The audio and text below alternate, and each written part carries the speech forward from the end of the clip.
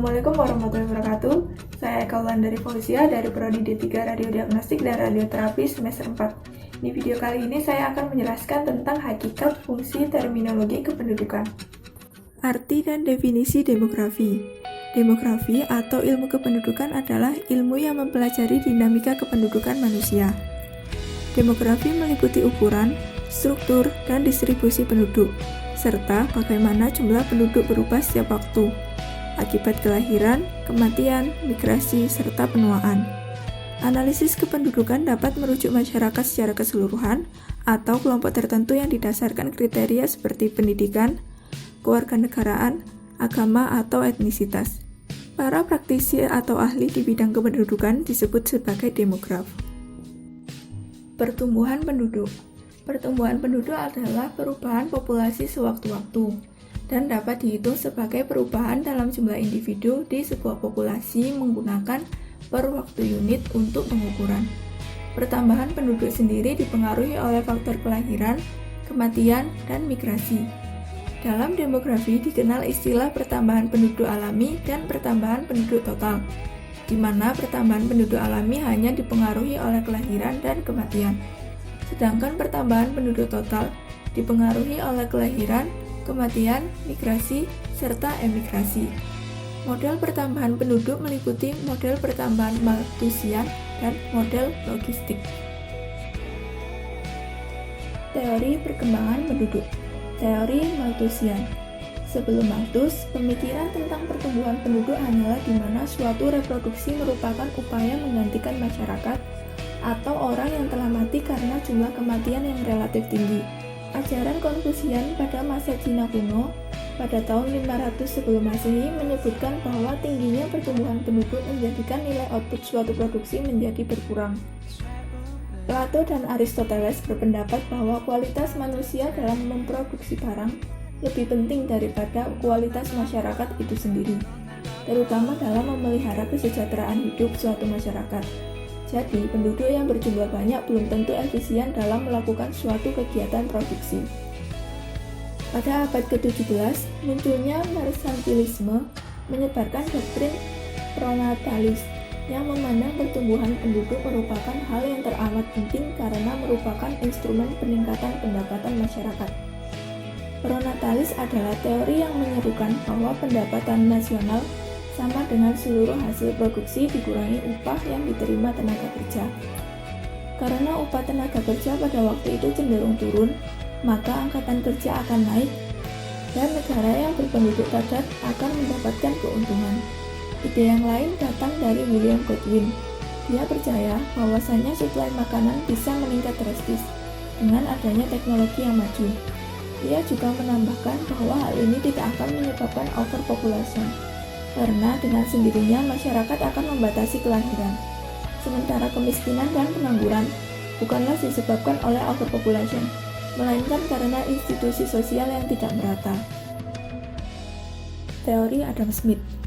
Pada abad ke-18, Adam Smith dan kaum fisiokratik menyatakan bantahan terhadap doktrin pronatalis. Kaum pemikir ini berpandangan kependudukan bukanlah masalah yang sangat vital yang mempengaruhi kesejahteraan suatu masyarakat, tetapi faktor tanahlah yang sangat erat kaitannya dengan tingkat produksi. Adam Smith menambahkan bahwasanya ada hubungan yang harmonis antara pertumbuhan penduduk dan pertumbuhan perekonomian, di mana pertumbuhan penduduk dipengaruhi oleh pertumbuhan ekonomi. Dia juga menyatakan pertumbuhan penduduk dipengaruhi oleh permintaan terhadap tenaga kerja atau demand of labor, dan permintaan tenaga kerja dipengaruhi oleh produktivitas suatu lahan. Yang ketiga adalah teori neoklasik. Beberapa pemikir dari neoklasik berpandangan bahwasanya dalam jangka panjang, perkembangan perekonomian akan mengalami stationary state, yaitu keadaan di mana perekonomian tidak akan lagi mengalami pertumbuhan, tetapi hanya diam atau statis. Menurut pemikir-pemikir ekonomi klasik, pertumbuhan penduduk yang tinggi akan menjadikan jumlah penduduk berlipat dalam suatu generasi, dan akan menurunkan kembali tingkat pembangunan ke taraf yang lebih rendah. Sebagai akibatnya, pada tingkat ini pekerja akan mendapatkan upah yang sangat minimal.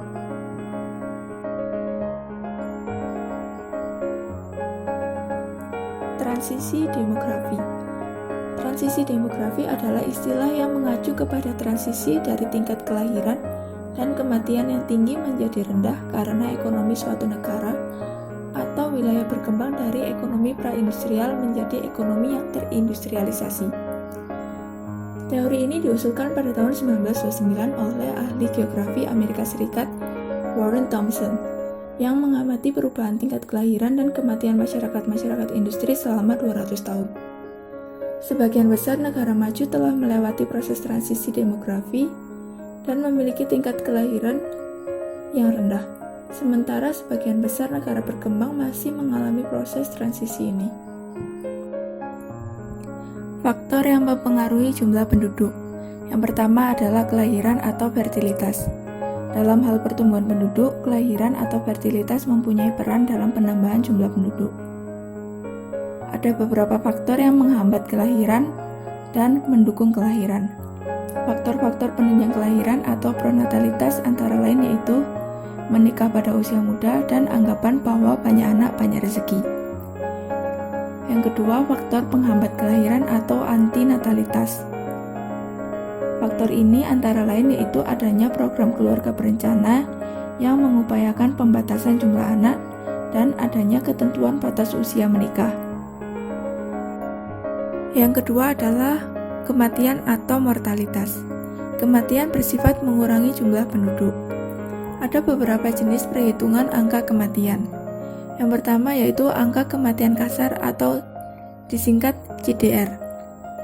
Angka kematian kasar yaitu angka yang menunjukkan jumlah kematian tiap 1000 penduduk tiap tahun tanpa membedakan usia dan jenis kelamin. Rendah jika angka kematian 9-13, sedang jika angka kematian 14-18, tinggi jika angka kematian lebih dari 18. Yang kedua, angka kematian khusus menurut umur tertentu. Angka ini dapat digunakan untuk mengetahui kelompok-kelompok usia manakah yang paling banyak terdapat kematian. Umumnya pada kelompok usia tua atau usia lanjut angka ini tinggi, sedangkan pada kelompok muda jauh lebih rendah. Angka kematian bayi atau biasa disingkat IMR. Angka kematian bayi adalah angka yang menunjukkan jumlah kematian bayi tiap 1000 yang lahir. Besarnya angka kematian bayi dapat dijadikan petunjuk atau indikator tingkat kesehatan dan kesejahteraan penduduk. Untuk angka kematian bayi ukurannya sebagai berikut. Rendah jika IMR antara 15-35, sedang jika IMR antara 36-75, tinggi jika IMR antara 76-125. Banyaknya kematian sangat dipengaruhi oleh faktor pendukung dan faktor penghambat. Faktor pendukung kematian atau promortalitas. Faktor ini mengakibatkan jumlah kematian semakin besar. Yang termasuk faktor-faktor ini adalah sarana kesehatan yang kurang memadai, rendahnya kesadaran masyarakat terhadap kesehatan, terjadinya berbagai macam bencana alam, terjadinya peperangan, terjadinya kecelakaan lalu lintas, tindakan bunuh diri, dan pembunuhan. Yang kedua, faktor penghambat kematian atau anti-mortalitas. Faktor ini dapat mengakibatkan tingkat kematian rendah. Yang termasuk faktor ini adalah lingkungan hidup sehat, fasilitas kesehatan tersedia dan lengkap, ajaran agama melarang bunuh diri dan membunuh orang lain, tingkat kesehatan masyarakat tinggi, semakin tinggi tingkat pendidikan penduduk. Yang ketiga, perpindahan.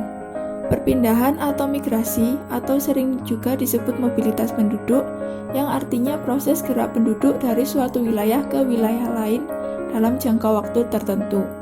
Faktor-faktor yang mempengaruhi migrasi antara lain yaitu faktor individu, faktor yang terdapat di daerah asal, faktor yang terdapat di daerah tujuan, dan rintangan antara daerah asal dan daerah tujuan. Daya tarik dan daya dorong di daerah asal yang mempengaruhi perpindahan penduduk. Yang pertama, kekuatan sentripetal adalah kekuatan yang mengikat orang untuk tinggal di daerah asal. Misalnya, terikat tanah warisan, menunggu orang tua yang sudah lanjut usia, kegotong royongan yang baik. Daerah asal merupakan tempat kelahiran nenek moyang mereka. Yang kedua, kekuatan sentrifugal adalah kekuatan yang mendorong untuk meninggalkan daerah asal. Misalnya, terbatasnya pasaran kerja, terbatasnya fasilitas pendidikan. Sumber-sumber data demografis. Sumber data demografi adalah sensus, sistem registrasi kejadian vital, registrasi penduduk, survei terbatas, dan survei penduduk berdasarkan sampel.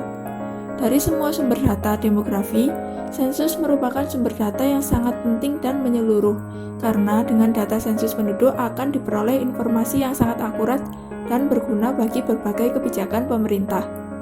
Sensus penduduk. Sensus penduduk negara di dunia tidak sama waktu penyelenggaraannya. Ini disebabkan oleh kondisi negara yang bersangkutan yang berkaitan dengan aspek keamanan, ketersediaan dana, dan lain-lain. Sensus penduduk pertama kali dilakukan di Kandan tahun 1666 di Quebec.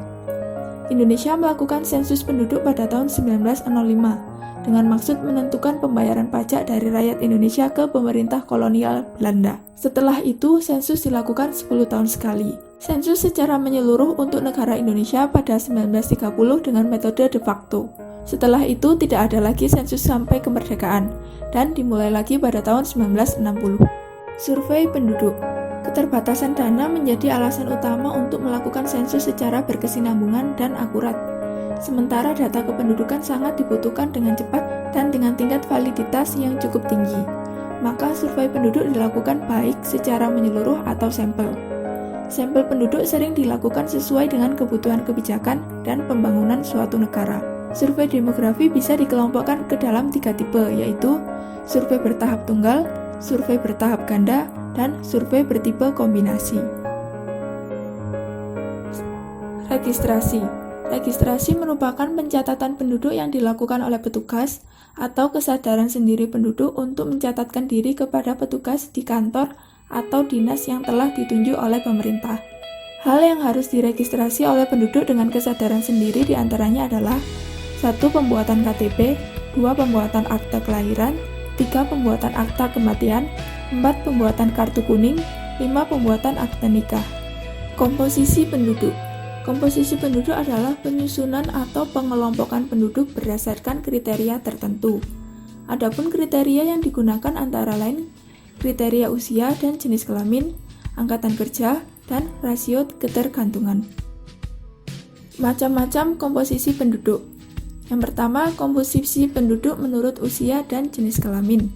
Usia dan jenis kelamin merupakan faktor penting dalam mengklasifikasikan komposisi penduduk. Pada umumnya ada 3 bentuk susunan penduduk menurut usia, yaitu yang pertama piramida penduduk muda. Piramida ini terbentuk jika mayoritas penduduknya berusia muda, yaitu di bawah 15 tahun. Hal ini dapat terjadi karena angka kelahiran lebih besar daripada angka kematian. Biasanya kejadian ini terjadi di negara berkembang. Yang kedua, piramida penduduk stasioner. Piramida ini menandakan bahwa jumlah angka kelahiran sama dengan angka kematian. Yang ketiga, piramida penduduk tua. Piramida ini memberi gambaran bahwa angka kelahiran lebih kecil daripada angka kematian. Jika hal ini terjadi terus-menerus, maka suatu negara akan kekurangan penduduk. Komposisi penduduk menurut angkatan kerja. Yang dimaksud angkatan kerja adalah mereka yang bekerja, mereka yang tidak bekerja tetapi sudah siap untuk bekerja, atau yang sedang mencari pekerjaan. Selanjutnya, komposisi penduduk menurut rasio ketergantungan. Rasio ketergantungan merupakan perbandingan antara banyaknya penduduk yang tidak produktif, yaitu yang berusia di bawah 15 tahun dan di atas 65 tahun, dengan banyaknya penduduk usia produktif, yaitu usia 15-64 tahun. Sekian video dari saya, terima kasih. Wassalamualaikum warahmatullahi wabarakatuh.